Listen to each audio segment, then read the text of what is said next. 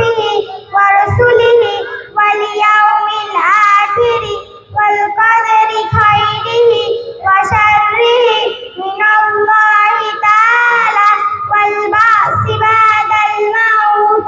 ঈমানে মুফাসসালের অর্থ, প্রথমে আমি ঈমান আনিলাম আল্লাহু তাআলার উপর, দ্বিতীয়তে ঈমান আনিলাম তার ফেরেশতাগণের উপর, তৃতীয়তে ঈমান আনিলাম তার কিতাবসমূহের উপর, চতুর্থে ঈমান আনিলাম তাহার রাসূলগণের উপর, পঞ্চমে ঈমান আনিলাম কিয়ামতের দিনের উপর, ষষ্ঠে